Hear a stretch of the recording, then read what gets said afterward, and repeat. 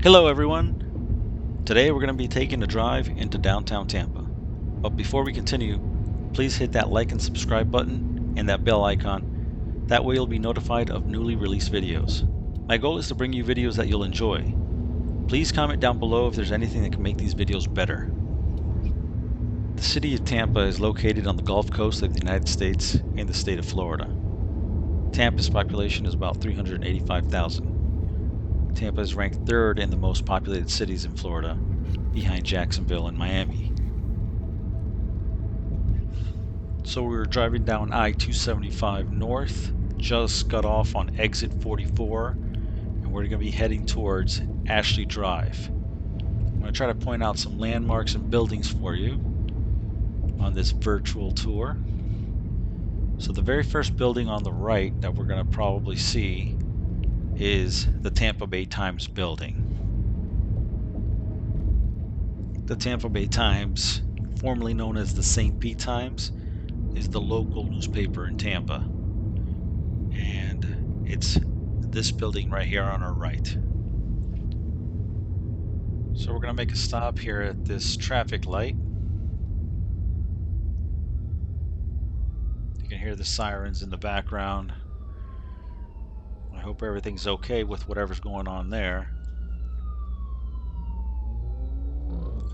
So just to our right, just off camera, we have a 2.6 mile waterfront walking, biking, skateboarding path called the Tampa River Walk. It's a area along the Hillsborough River that if you ever happen to make it here to Tampa, I recommend you check it out. It's absolutely beautiful. Everything is well maintained. Everything is wonderful there, and it's one of Tampa's signature attractions. So check it out if you ever make it out here to Tampa. I'm hoping to make a video on Tampa Riverwalk, but that'll be in a separate video. So stay tuned for that.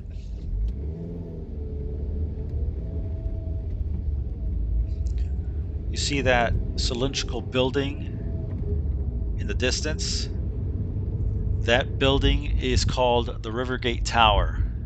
It's also known as the Sykes Building or Beer Can Building. The reason why it's called the Beer Can Building is because it's in the shape of a can. It's about 450 foot tall, or 138 meters. It's got 31 floors in it, and it has about 731 spaces.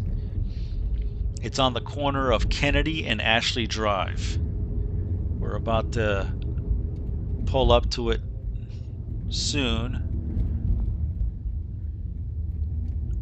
And the light is red. And we're pulling up to it now, it's going to be hard to see because we're stuck in traffic. But we should drive by it. And here we go. I don't know if you'll be able to see it from the camera. And I guess that would be a no. So now we're moving on. We're going to make a left-hand turn on Jackson Street. And one of the first, I guess, known building that you would see, it would be the Hilton, which is this glass building right here on the right. If you're looking for a place to stay, you could stay at the Hilton. It's got a rating of about 4.3, and I think the room rates are about $200 a night or so. This building that's coming up is called the One Tampa City Center. It's formerly the Verizon building, and it's now the PNC building. The PNC Bank acquired the rights for the building, and it's a 39-story building. I'm going to be making another video walking through the city, so that way I can film it a lot easier. It's kind of hard to film with just a dash cam, so stay tuned to that video also.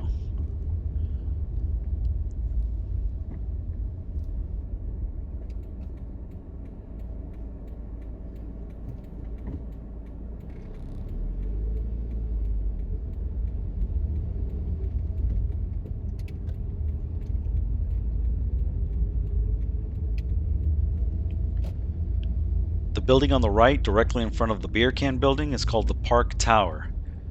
It was Tampa's first high-rise tower, and it was built in November of 1973. At the time, it was Florida's tallest building, but currently it is ranked 6th tallest in Tampa at 460 feet or 140 meters and 36 stories tall. It was the tallest building until the One Tampa Center was built in 1981. Now that taller building on the left, that's the Bank of America building. Back in January 5th, 2002, a 15-year-old by the name of Charles Bishop stole a Cessna airplane and crashed that plane into the Bank of America building. He even flew over MacDill Air Force Base, and MacDill Air Force Base at the time was Central Command for the war on terrorism. I have no idea how after 9/11, 4 months after 9/11, you can fly an airplane over MacDill Air Force Base. That boggles my mind. But luckily no one was hurt. The only one who died was Charles Bishop. There wasn't even a fire. Nothing happened. There was just a big hole in the window where that happened. I don't remember exactly where it hit in the building, but it was pretty high up. And again, no one died except for him. It was just only like a broken window, maybe an office got destroyed, and nothing else happened. So that was good. So now we're driving down Florida Avenue, just a little bit past Twig Street. We're going to see the federal courthouse on your right. It's this building coming up right here. That one's the federal courthouse. We're going to keep driving, and we are going to go towards Harris Street, where we're going to see the first African American church. The name of that church is going to be St. Paul AME Church. AME stands for African Methodist Episcopal Church. It's going to be a red building, a red brick building, and it was built between 1915 and 1917. So we're here, we're turning, and there it is on your left. That one is the St. Paul AME Church. It's the first African American church established in the city of Tampa.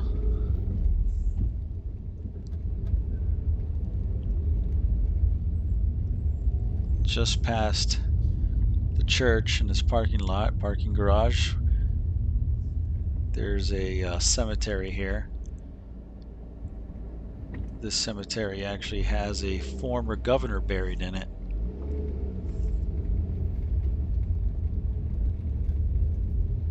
It's going to be Governor Henry Lawrence Mitchell. He was the 16th governor of Florida, and he served from 1893 to 1897. So here we are, we're driving. We're going to be making a right-hand turn at this traffic light.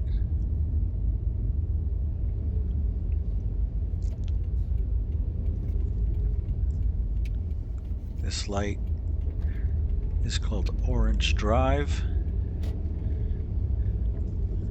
And here we see the hashtag Go Bucks.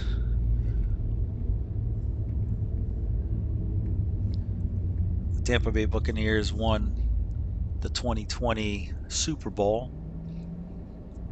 The first time I moved to Tampa was in 1999, and I moved from South Florida, from Miami and Fort Lauderdale area. And when I first moved to Tampa, it was amazing on how much this city loves football and how much the city loves the Buccaneers. There were literally people standing out in the streets holding signs saying need tickets just to go see the Buccaneers play over at Raymond James Stadium. Back in South Florida, I would see people holding signs saying we'll work for food. But here in Tampa, people just looking for tickets just to get in and see the Buccaneers. Crazy. That shows you the amount of fan base that they have here in Tampa for their sports teams.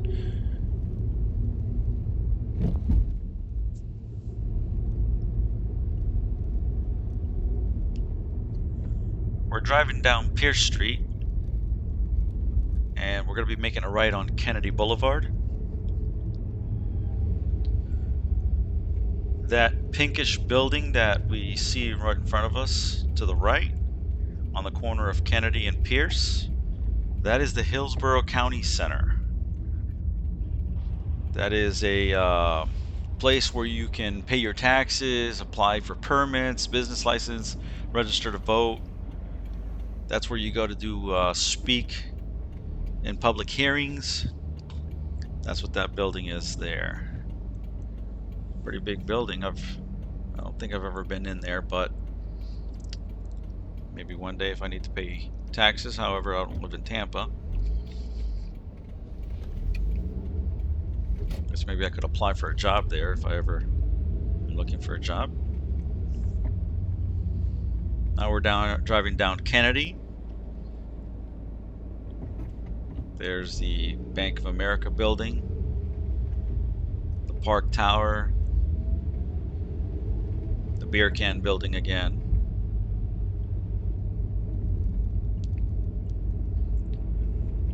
So we're driving down Kennedy Boulevard, and we're going to be making a right on Ashley Drive, which is where this whole tour began. And we're going to be driving towards I-275 south to exit downtown Tampa. See on the distance there is a Go Bolts sign.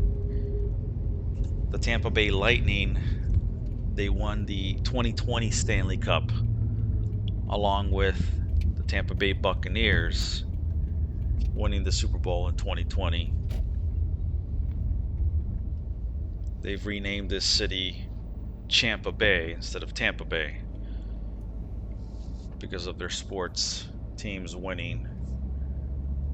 We even have a soccer team that's minor league soccer, the Rowdies, and they also won their championship as well. The Tampa Bay Rays made it to the World Series, but they didn't win the championship, but they did go to the World Series.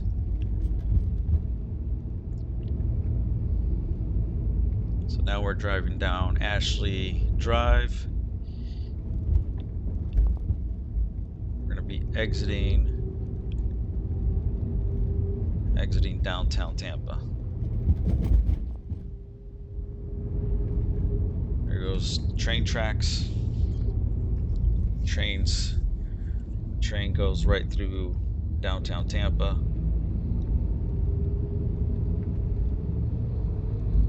Yeah, we have a train station that's nearby.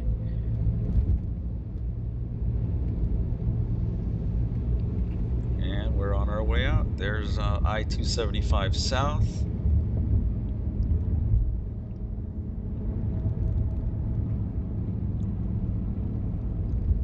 I'm going to be making another video, same footage, but I'm going to be remaking it in Spanish for our Spanish-speaking audience, Spanish-speaking viewers.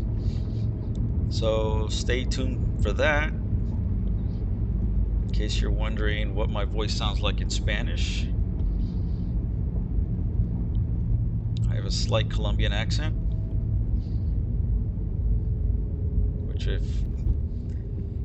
So stay tuned for that video, and I want to thank you for viewing, for watching. Hopefully this will boost your interest on visiting Tampa in the downtown area. Thank you, and have a great day.